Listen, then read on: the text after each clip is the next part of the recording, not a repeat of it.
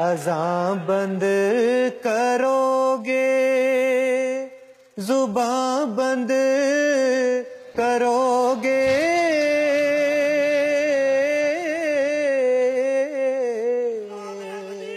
مگر دل کی دھڑکن کہاں بند کرو گے.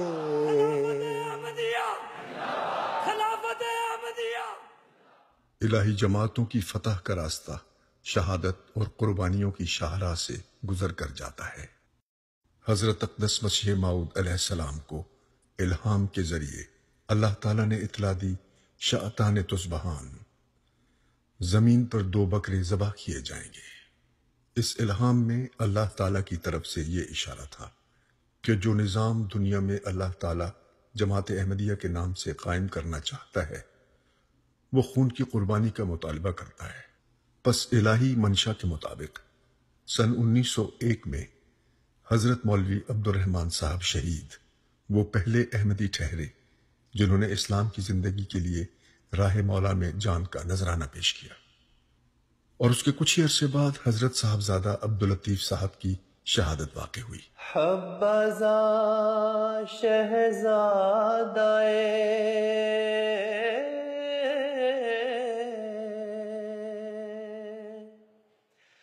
عبداللطیف. ان دونوں بزرگوں نے جماعت احمدیہ کی تاریخ میں جانی قربانی کی داغ بیل رکھی اور وہ شمع جو آپ کی قربانیوں نے اس دنیا میں جلائی وہ آج بھی بہتوں کو اپنے نور سے منور کر رہی ہے. حضرت اقدس مسیح موعود علیہ السلام صاحبزادہ عبداللطیف صاحب شہید کے بارے میں فرماتے ہیں یہ لوگ اکسیر احمر کے حکم میں ہیں جو صدق دل سے ایمان اور حق کے لیے جان بھی فدا کرتے ہیں اور زن و فرزند کی کچھ بھی پرواہ نہیں کرتے. اے عبداللطیف تیرے پر ہزاروں رحمتیں کہ تو نے میری زندگی میں ہی اپنے صدق کا نمونہ دکھایا اور جو لوگ میری جماعت میں سے میری موت کے بعد رہیں گے میں نہیں جانتا کہ وہ کیا کام کریں گے. ہوں شہیدان امت کا اے کم نظر. جماعت احمدیہ میں خدا کی راہ میں جان دینے کی اس جاری روایت کا نتیجہ جماعت کے عزم اور ہمت اور آگے بڑھنے کے ولولے میں ہر لحظہ اضافے کا باعث بنا. پاکستان یا دنیا کے کسی بھی حصے میں جب بھی اہل ایمان نے اپنے جان، مال یا وقت کی قربانی دی اس کا پھل خدا تعالیٰ نے جماعت کو روز افزوں ترقی کی صورت میں دیا. اور آج 117 سال بعد جماعت احمدیہ کی تاریخ پر نظر ڈالنے والا ہر ایک شخص یہ گواہی دے سکتا ہے کہ جماعت اللہ تعالیٰ کے فضل سے حضرت اقدس مسیح موعود علیہ السلام کی توقعات پر پورا اترنے والی بنی. اب میرا عزم ہے کہ آئندہ اگر کبھی ہمارے خاندان کی یہ دوسری شہادت ہے کبھی ضرورت پڑی تو میں پیچھے نہیں ہٹوں گی اور نہ اپنی اولاد کو پیچھے ہٹنے دوں گی. بس ساڈے جذبات نے کہ اس رستے اتنے اگر سانو بھی جانا پے تے اسی حاضر ہاں. ساڈے بچے مال جان ہر شے قربان کرنے. دشمنان احمدیت نے بہت زور لگایا کہ اس جماعت کو دبا دیا جائے. پاکستان میں اس آگ کو سب سے زیادہ سلگایا گیا. ملکی تاریخ میں کوئی دور ایسا نہ تھا کہ جس میں جماعت کی مخالفت کی آگ میں کئی معصوم جانوں کے خون نہ بہائے گئے. ہر ایک علاقے میں احمدیت کو مٹانے کی ناکام کوششیں ہوتی رہیں مگر ہر ایک سم سے احمدیوں کی لبیک لبیک کی آوازیں گونجنے لگی. مجھے صرف ایک ہی بات آ رہی تھی الحمدللہ اور لبیک اللہم لبیک، بس میرے منہ سے یہی نکل رہا تھا لبیک اللہم لبیک. ہماری تاریخ خواتین کی قربانیوں سے بھی سجائی گئی. چھوٹے بچوں کے خون کے ساتھ بھی ہولی کھیلی گئی. یہاں تک کہ خود حضرت اقدس مسیح موعود علیہ السلام کے پاک خون کو بھی گلیوں میں بہایا گیا. بس خدا تعالیٰ کا یہ ارادہ کہ وہ دنیا کے لیے ایسے پاک نمونے مہیا کرے جو حضرت اقدس مسیح موعود علیہ السلام کے اس ارشاد کے مصداق ہوں، کس شان سے پورا ہوا. شہید کا کمال یہ ہے کہ مصیبتوں اور دکھوں اور ابتلاؤں کے وقت میں ایسی قوت ایمانی اور قوت اخلاقی اور ثابت قدمی دکھلاوے کہ جو خارق عادت ہونے کی وجہ سے بطور نشان ہو جائے۔ پس جماعت نے ابتلاء اور جبر و جفا کے 100 سال سے جاری اس سلسلے کو ہمیشہ صبر و استقامت سے قبول کیا، اور نہ اپنا حوصلہ چھوڑا، اور نہ تھکے اور نہ ماندہ ہوئے۔ ظلم و ستم کی یہ نہ ختم ہونے والی داستان ان کے حوصلوں کو توڑ نہ سکی۔ جماعت کی طرف سے حضرت اقدس مسیح موعود علیہ السلام کی روح کو میں کامل یقین سے یہ پیغام دے سکتا ہوں کہ ہمارے آقا تیرے بعد تیری جماعت انہی رستوں پر چلی ہے اور انشاءاللہ ہمیشہ چلتی رہے گی۔ جو رستے صاحبزادہ عبداللطیف شہید نے ہمارے لیے بنائے تھے، وہ ان سے نسبت کوئی نہیں، مگر غلامانہ ہم انہی راہوں پر چل رہے ہیں۔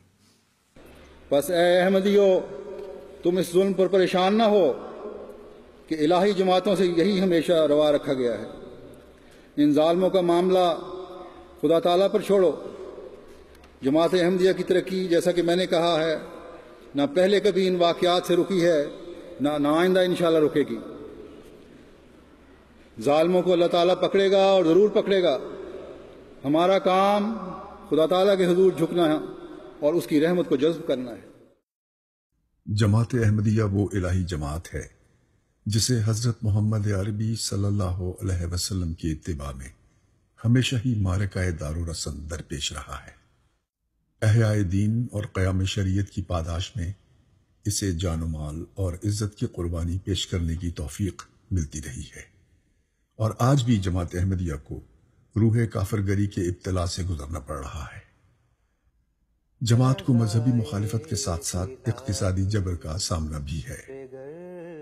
جماعت کو اقتصادی سطح پر مفلوج کرنے کی کوشش کی جاتی ہے، ان پر ملازمتوں کے دروازے بند کیے جاتے ہیں، ان کے کاروبار اور ذریعہ معاش کو ختم کرنے کی ہر ممکن کوشش ہوتی ہے۔ دکانوں اور مارکیٹس پر ایسے نعرے اور عبارتیں آویزاں کی جاتی ہیں کہ احمدی اس کو پڑھتے ہی خوفزدہ ہو کر وہاں کا رخ ہی نہ کرے۔ سن 1953، سن 1974 اور سن 1984 میں احمدیوں کے خلاف ہونے والے فسادات میں کتنے ہی احمدی تھے جو اپنا روزگار و کاروبار کھو بیٹھے۔ مخالفین احمدیت نے کئی احمدیوں کی دکانیں لوٹیں، ان کو آگ لگائی گئی، چلتا ہوا کاروبار ختم ہو گیا، اور یہ سلسلہ تاحال اسی شد و مت سے جاری ہے۔ لیکن جماعت کی نور خدا فراست سے بھرپور رہنمائی نے ہمیشہ ہی قوم اور جماعت کے افراد کے لیے ایسے راستوں کی نشاندہی کی جن پر چل کر جماعت کی معیشت کی بنیادیں مستحکم ہوئی۔ اگر قوم بحیثیت مجموعی بھی ان پر عمل کرتی تو آج پاکستان کی معیشت دنیا کے لیے ایک مثال ہوتی۔ قوموں کی معاشی خوشحالی میں صنعت اور تجارت کا ایک خاص مقام ہوتا ہے۔ جماعت کے دوسرے خلیفہ حضرت مرزا بشیر الدین محمود احمد صاحب نے نوزائیدہ مملکت پاکستان کی رہنمائی فرمائی۔ آپ نے فرمایا، نوکریاں قوم کو کھلانے کا موجب نہیں ہوتی، بلکہ نوکر ملک کی دولت کو کھاتے ہیں۔ اگر تم تجارتیں کرتے ہو، صنعتوں میں حصہ لیتے ہو، ایجادوں میں لگ جاتے ہو تو تم ملک کو کھلاتے ہو۔ ہمیں یہ کوشش کرنی چاہیے کہ ہم زیادہ سے زیادہ پیشے اختیار کریں تاکہ ملک کو ترقی حاصل ہو، اور کم سے کم ملازمتیں کریں، صرف اتنی جن کی ملک کو اشد ضرورت ہو۔ قرض کسی بھی ملک کی معیشت کو گھن کی طرح کھا جاتا ہے۔ حضرت المصلح موعود نے ابتدا ہی میں پاکستان کے رہنماؤں کو قرض لینے سے منع فرمایا۔ احمدی صنعت کاروں اور کاروباری لوگوں نے ہمیشہ صف اول میں رہ کر پاکستان کی ترقی کے لیے کوشش کی ہے۔ ایک احمدی چودھری شاہ نواز صاحب پاکستان کے پھلوں سے مصنوعات تیار کرنے والے سب سے بڑے گروپ کے بانی ہیں۔ اس کے علاوہ کاروں اور عام استعمال کی ٹرانسپورٹ گاڑیوں کو پاکستان میں متعارف کروانے میں بھی احمدی تاجر پاکستان میں نمایاں ہیں۔ جماعت احمدیہ کے ایک سپوت مرزا مظفر احمد صاحب کا نام پاکستان کی معاشی ترقی کے ان معماروں میں شامل ہے جنہوں نے ملک کی اقتصادی ترقی کے لیے مضبوط پالیسی بنائی اور سن 1971 کی جنگ کے بعد ملک کو اقتصادی بحران سے نکالا اے مولویو کچھ تو کرو خوف خدا کا. جماعت احمدیہ کو اقتصادی طور پر مفلوج کرنے کے لیے کوئی دقیقہ فروگزاشت نہیں کیا جاتا. حال ہی میں ایک احمدی خاندان کی ملکیت میں ایک قدیم چپ بورڈ فیکٹری کو ایک بے بنیاد الزام لگا کر چند لمحوں میں جلا کر راکھ کر دیا گیا. پاکستان میں احمدیوں کو ان کے عقیدے کی بنا پر ملازمتوں سے ہٹانا تو عام معمول ہے. چند ماہ قبل پارلیمنٹ کے فلور سے ایک ممبر نے کہا کہ فوج اور دیگر حکومتی عہدوں پر احمدیوں کو بھرتی ہی نہ کیا جائے. ان سب تعصبات اور مظالم کے باوجود احمدیوں کی حب الوطنی شک و شبہ سے بالا ہے. وہ پاکستان کی تعمیر و ترقی میں ہر طرح سے صف اول میں کھڑے ہیں. ہر احمدی آج اپنے امام کی اقتداء میں ملک کی سالمیت اور تعمیر و ترقی کے لیے سراپا دعا بنا ہوا ہے. الہی جماعتوں کو ترقی اور عروج ابتلاؤں کے میدان اور دکھوں کے جنگل میں سے گزر کر حاصل ہوتا ہے. ایسا ہی جماعت احمدیہ کے ساتھ بھی ہو رہا ہے. اپنے قیام کے ساتھ ہی اس کے راستے میں ہر وہ رکاوٹ کھڑی کی گئی جو مخالفین انبیاء کی سنت ہے. حضرت اقدس مرزا غلام احمد قادیانی مسیح موعود و مہدی مسعود علیہ السلام کی مخالفت میں ہندوستان اور دنیا بھر کے ہر مذہب و ملت کے علماء نے ہر ممکن کوشش کی اور زور لگایا کہ خدا کے ہاتھ سے لگائے گئے اس شجر سایہ دار کو جڑ سے اکھاڑ پھینکے. حضرت مسیح موعود علیہ السلام کی زندگی میں آپ کے خلاف فتاوائے کفر کا تومار بند دیا گیا.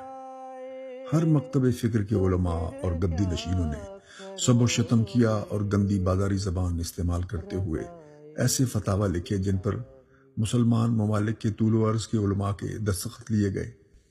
عیسائی پادری اور ہندو پنڈت بھی اس مخالفت میں کسی سے پیچھے نہ رہے.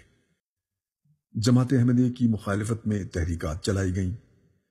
جولائی 1929 میں لاہور میں ہونے والے کانگریس کے اجلاس کے موقع پر مجلس احرار اسلام کا قیام ہوا، جس کا مقصد واحد جماعت احمدیہ کی مخالفت ٹھہرا.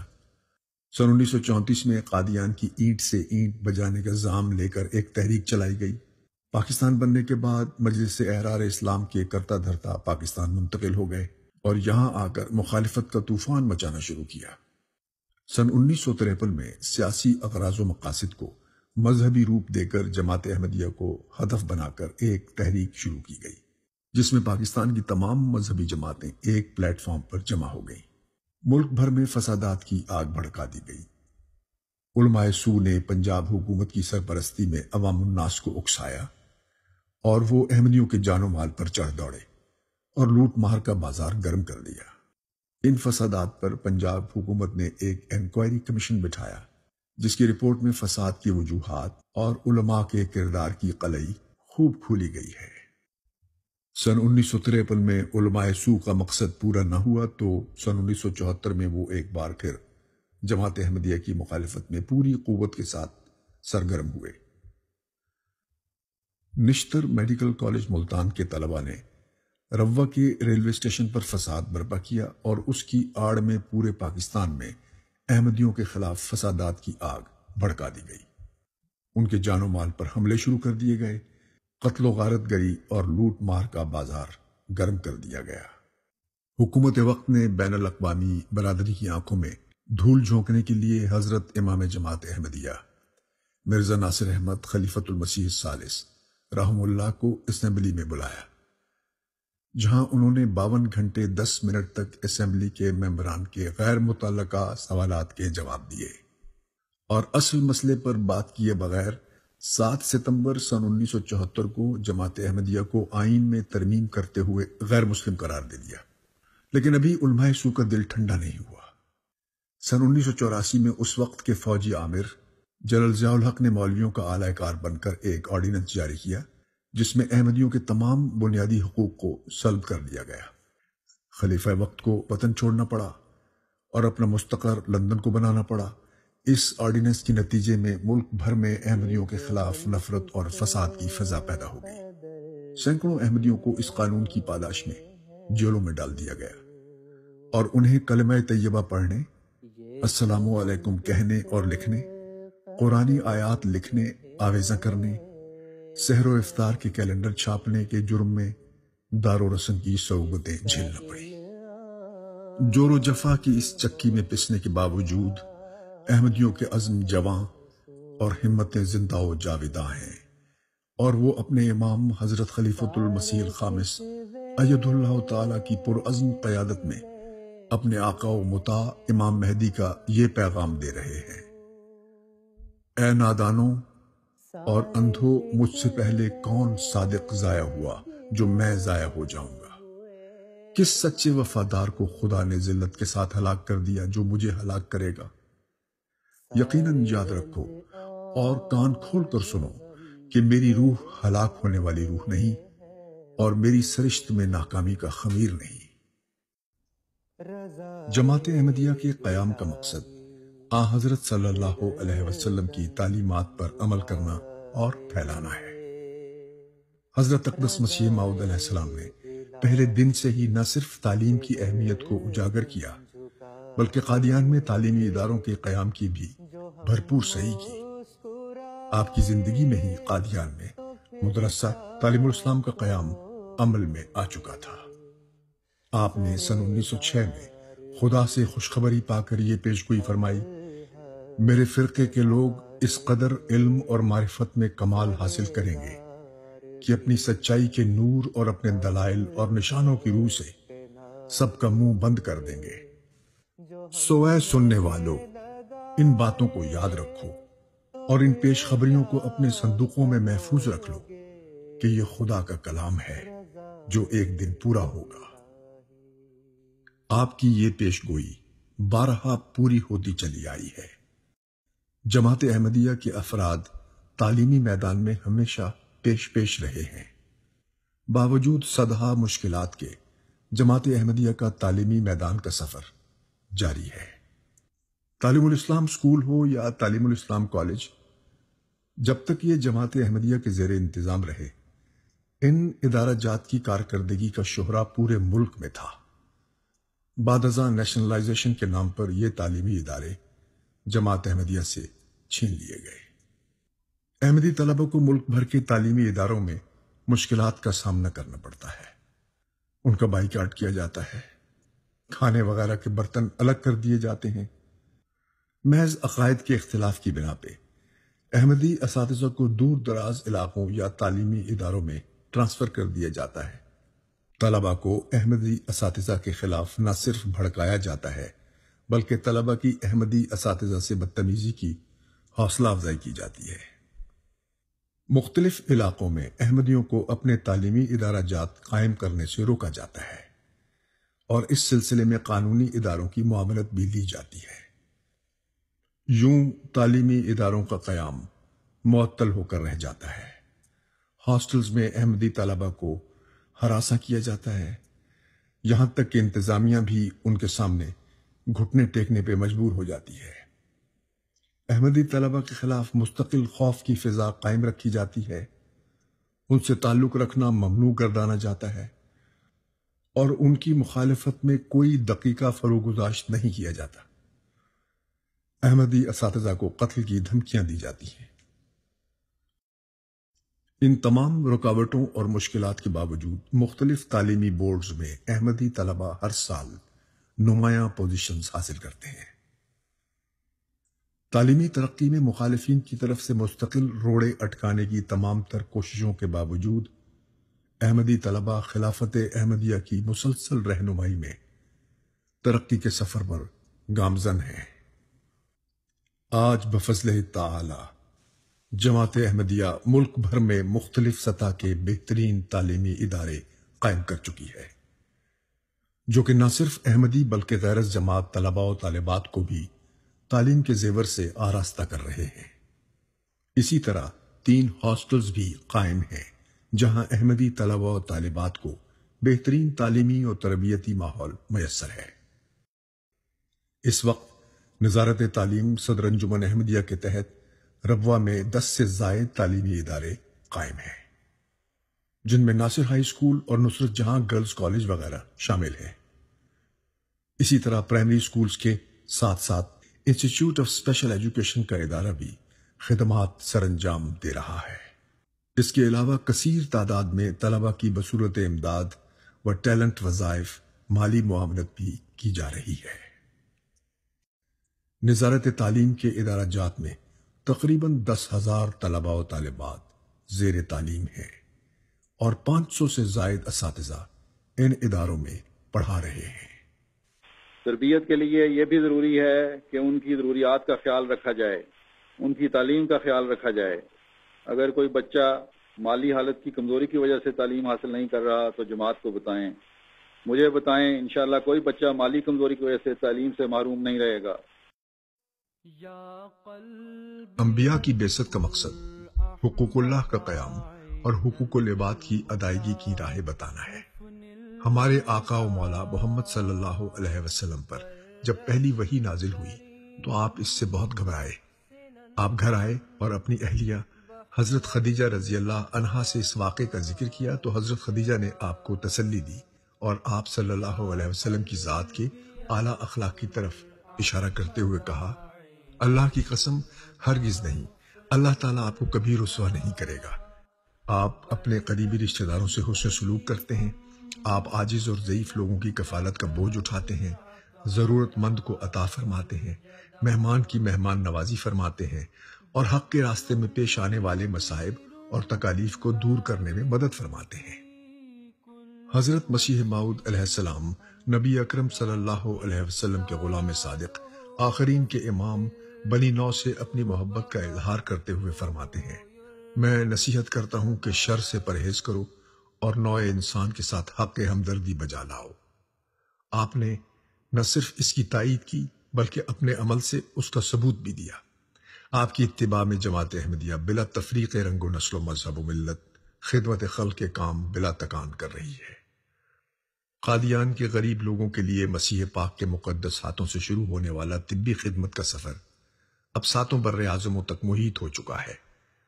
قادیان میں خلافت ثانیہ میں شروع ہونے والا نور ہسپتال اس سال ہی اپنی 100 سالہ جوبلی منا چکا ہے۔ پاکستان جہاں جماعت احمدیہ کو اول دن ہی سے شدید مخالفت اور اناد کا سامنا ہے، وہاں بھی خدمت کا یہ سفر اناد اور جور و جفا کی آندھیوں کے بالمقابل محبت اور پیار کا چراغ بن کر روشنی پھیلا رہا ہے۔ فضل عمر ہسپتال ربوہ بلا امتیاز محدود وسائل کے ساتھ لامحدود طبی خدمات بجا لا رہا ہے۔ زچہ و بچہ اور خواتین کے امراض کے لیے اس ہسپتال کا جدید ترین زبیدہ بانی ونگ خدمت کی ایک ناقابل فراموش مثال ہے۔ امراض قلب کے لیے جدید ترین ہسپتال طاہر ہارٹ انسٹیٹیوٹ دنیا بھر سے آنے والے ممتاز ماہرین امراض قلب کی خدمات کی بدولت دل کے مریضوں کا حقیقی مسیحا بن گیا ہے۔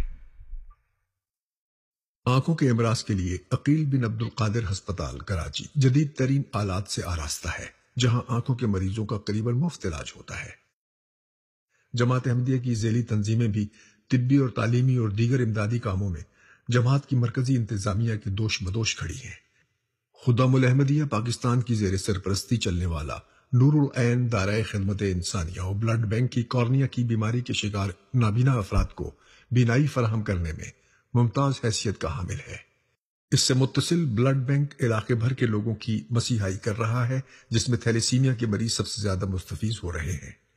ہومیوپیتھی طریقے علاج کے لیے خدام الاحمدیہ کے تحت ملک گیر شہرت کا حامل طاہر ہومیو ہسپتال اور ریسرچ انسٹیٹیوٹ ہے، جس سے اب تک لاکھوں افراد علاج کروا کر اپنی دیرینہ بیماریوں سے نجات حاصل کر چکے ہیں۔ تھرپارکر پاکستان کا وہ علاقہ ہے جہاں پانی کمیاب اور علاج کی سہولتیں ناپید ہیں۔ جماعتی خدمات سے اس علاقے کے لوگوں کے جذبات شکر گزاری میں ڈھل چکے ہیں۔ جماعت احمدیہ کی بین الاقوامی تنظیم ہیومینٹی فرسٹ وہاں 425 کنویں اور نلکے لگا چکی ہے۔ جماعت احمدیہ وقف جدید کے ذریعے بالخصوص تھرپارکر جیسے پسماندہ علاقے میں بہت ہی غمخوار ثابت ہو رہی ہے، جہاں انصار اللہ پاکستان کے تعاون سے تعمیر ہونے والا المہدی ہسپتال مٹھی میں کام کر رہا ہے، جس میں آنکھوں کے امراض کے لیے صدیق بانی آئی یونٹ کا اضافہ کیا گیا۔ نگر شہر میں لجنہ امالہ کے تعاون سے تعمیر ہونے والا طاہر ہسپتال بھی اہل علاقہ کی خدمت میں مصروف کار ہے۔ قدرتی آفات، خواہ سیلاب ہوں یا زلزلے یا کوئی اور قدرتی آفت، ہر جگہ جماعت احمدیہ ہمیشہ ہی سے صف اول میں کھڑی ہوتی ہے۔ اکتوبر سن 2005 کی صبح زلزلے سے پورا پاکستان ہل کر رہ گیا، جس سے کئی ملین افراد متاثر ہوئے اور تقریباً 83,000 افراد لقمہ اجل بن گئے۔ اس کڑے وقت میں جماعت احمدیہ کسی کے اناد اور دشمنی کو خاطر میں نہ لاتے ہوئے خدمت کے میدان میں کمر بستہ ہو گئی۔ پس ہم جو احمدی ہیں، ہمارا مقصد محض اسلام کے سچے اور اصل اصولوں کو اپنانا ہے اور اپنے آقا و مولا حضرت محمد صلی اللہ علیہ وسلم کے نقش قدم پر چلنا ہے۔ دنیا کا حسد اور مخالفت ہمارا کچھ بھی بگاڑ نہیں سکتی اور ہماری سرشت میں ناکامی کا خمیر نہیں۔ ہم مسیح پاک علیہ السلام کے الفاظ میں بنی نوع انسان کو یہ پیغام دیتے ہیں: میرا مقصود و مطلوب و تمنا خدمت خلق است، ہمی خورم ہمی بارم ہمی رسمم ہمی راہم۔ میں تو ایک تخم ریزی کرنے آیا ہوں، سو میرے ہاتھ سے وہ تخم بویا گیا اور اب وہ بڑھے گا اور پھولے گا اور کوئی نہیں جو اس کو روک سکے۔ احمدیت کا شجر برگزیدہ، جس کی تخم ریزی مسیح پاک علیہ السلام کے مقدس ہاتھوں سے ہوئی اور جسے خدا نے پروان چڑھایا، اب ایک شجر سایہ دار بن چکا ہے، جس کے سائے میں قومیں پناہ لے رہی ہیں۔ مسیح پاک علیہ السلام کے خدا کے حضور حاضر ہونے کے بعد یہ شجر برگزیدہ خلافت کے ہاتھوں خوب پھولا پھلا۔ اس کو اکھاڑنے کا عزم لے کر اٹھنے والے مخالفین خائب و خاسر رہے۔ اندرونی طوفان بھی برپا ہوئے اور بیرونی بگولے بھی اٹھے، لیکن ہر آنے والا دن اس کی مضبوطی میں اضافہ کرتا گیا۔ جب حضرت مسیح موعود علیہ السلام کی وفات ہوئی تو خدا تعالیٰ نے حضرت مولانا نور الدین رضی اللہ عنہ کو مسند خلافت عطا کی۔ آپ نے اپنی فراست اور خدا تعالیٰ کے فضل سے جماعت کو ایک ہاتھ پر جمع کر دیا اور خلافت کے استحکام کے لیے ایک باہمی عزم اور ارادے کے ساتھ کوشاں رہے۔ آپ کی وفات کے بعد اللہ تعالیٰ نے حضرت مرزا بشیر الدین محمود احمد صاحب رضی اللہ عنہ کو مقام خلافت عطا کیا۔ آپ کے زمانے میں مخالفین و معاندین نے مخالفت کے طوفان کھڑے کر دیے، لیکن خلافت احمدیہ نے ہر مخالفت کا پورے عزم اور استقلال کے ساتھ سامنا کیا۔ سن 1934 میں پاکستان مخالف مجلس احرار اسلام نے دعویٰ کیا: ہم قادیان کی اینٹ سے اینٹ بجا دیں گے۔ قادیان اور اس کے گرد و نواح سے احمدیوں کا نام و نشان ختم کر دیں گے۔ اس کے بالمقابل خلیفۃ المسیح نے اعلان کیا کہ میں احرار کے پاؤں تلے سے زمین نکلتی ہوئی دیکھتا ہوں، اور تحریک جدید جیسی عظیم الشان تحریک کا آغاز کیا، جس کے نتیجے میں جماعت احمدیہ کا پیغام قادیان کی چھوٹی سی بستی سے نکل کر دنیا کے کناروں تک جا پہنچا۔ تمام دنیا نے احرار کے پاؤں تلے سے زمین نکلتی ہوئی دیکھی۔ سن 1953 میں ایک بار پھر مخالفت کا طوفان برپا کیا گیا۔ پاکستان کی حکومت بھی ساتھ کھڑی ہوئی، لیکن خلافت کے ہاتھوں وقف جدید کا پودا لگا اور ترقی کا سفر تیز تر ہوتا گیا۔ خلافت ثالثہ کے مبارک عہد میں ایک بار پھر ایک بین الاقوامی سازش کے تحت جماعت کے خلاف سن 1974 میں ایک تحریک چلائی گئی۔ یہ سال عظیم ابتلا لے کر آیا۔ جماعت احمدیہ کے ہاتھوں میں کشکول پکڑانے کا دعویٰ کیا گیا، لیکن جماعت نے حضرت مرزا ناصر احمد خلیفۃ المسیح الثالث کی پرولولہ قیادت میں پہلے سے زیادہ تیز رفتاری سے قدم آگے بڑھایا۔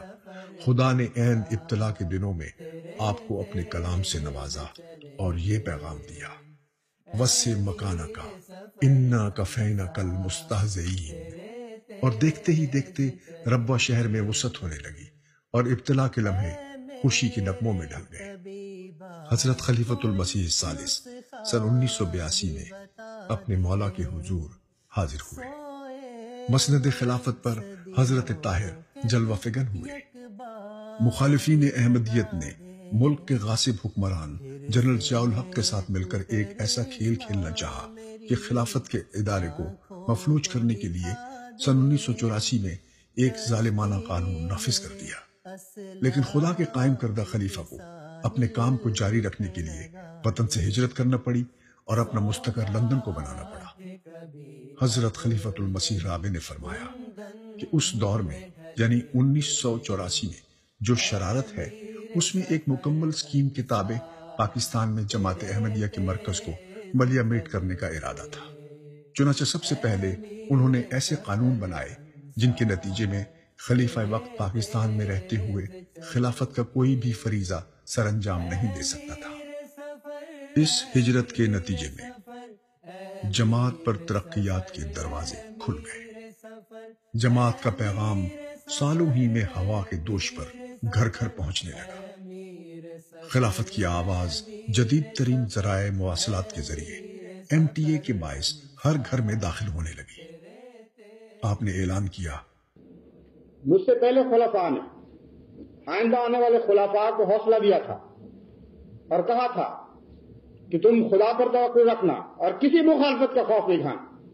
میں آئندہ آنے والے خدا کی قسم کھا کر کہتا ہوں کہ تم بھی حوصلے رکھنا اور میری طرح ہمت اور صبر کے مظاہرے کرنا اور کسی دنیا کی طاقت سے خوف نہیں کھانا۔